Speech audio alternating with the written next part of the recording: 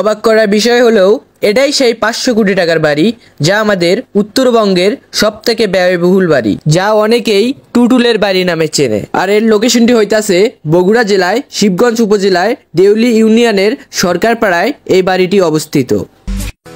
সুপ্রিয় দর্শক মন্ডলী, আসসালামু আলাইকুম, welcome back to my Facebook page Abir and one. So guys, আজকে আমরা আইছি 500 কোটি টাকার বাড়ি দেখতে। অবাক করা বিষয় হলো এটাই সত্য। আপনাদের মতো আমরাও ফার্স্টে বিশ্বাস করিনি যে 500 কোটি টাকার আবার বাড়ি হয় নাকি আবার ভাই। আর গাইস, ফুল ভিডিওটা দেখেন তাহলেই বুঝতে পারবেন মানে কেমনে কি হইলো আর কি, বাড়িটা কেমনে হলো আর 500 কোটি টাকার বাড়ি আসলেই কিনা ভিডিওতে দেখতে পারবেন। আর গাইস, আরেকটা আশ্চর্যজনক বিষয় হলো এই বাড়িটি একটি গ্রামের ভিতর অবস্থিত, যার আশেপাশে বেশিরভাগ বাড়িগুলাই হইতাছে টিনের বাড়ি।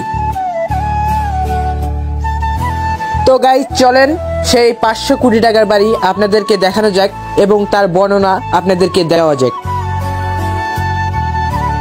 এই যে এটাই হইতেছে সেই রাজবাড়ি। রাজবাড়ি কি ভাই, এইখানে সবাই মানে যে ধান চাল শুকাইতে দিছে, মানে এটা তো গ্রাম অঞ্চল এই জন্য। আর এইদিকে এলাকার ছোট পোলাপান গুলা এইখানে বসে আড্ডা দেয় অল টাইম। বলতে গেলে এরা সারাদিন নাকি এইখানে থাকে, ওদের মুখ দিয়ে শুনলাম ভাই, কি বলবো আর, মানে দেখার মতো একটা জায়গা। সারাদিন পোলাপান এইখানে আড্ডা দেয়। আর এইটাই হইতেছে সেই রাজবাড়ির রাজকীয় গেট, মানে এটাতে প্রায় নাকি 2-3 কোটি টাকা খরচ হয়ে গেছে ভাই। এটা কি মানা যায়? কি করবো আর। আর এই রাজকীয় গেটের মানে সাইডেই আছে একটা দিঘি, যা অনেক সুন্দর, মানে দেখার মতো। এখানে বসে থাকার জন্য অনেক মানে কিছু আছে, কি বলবো ভাই, এলাকার মানুষ এইখানে গোসল মোসল করতেছে আর কি। আর একটু পরে আমরা গেটের ভিতর দিয়ে প্রবেশ করলাম। এলাকার কিছু ভাই ব্রাদার আইছিল, ওরাই ঢুকাইলো আমাদেরকে। আর কি বলবো আর।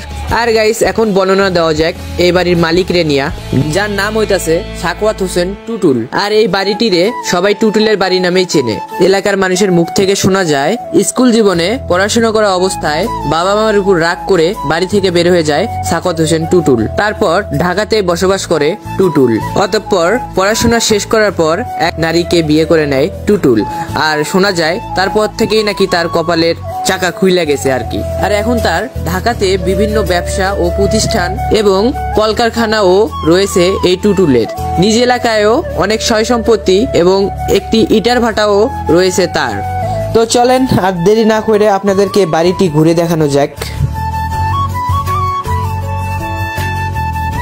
আর এইটা হইতেছে সেই সাকওয়াত হোসেন টুটুলের বাড়িটি, মানে এক প্রকার রাজপ্রাসাদ বলতে গেলেই চলে।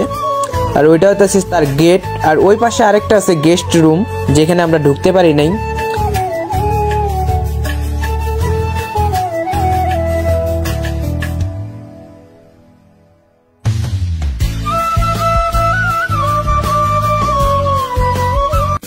আর গাইস, গেটের সামনে যেতেই আরেকটা দিঘি, মানে দিঘিটাও অনেক সুন্দর আর কি, আপনাদেরকে দেখাই।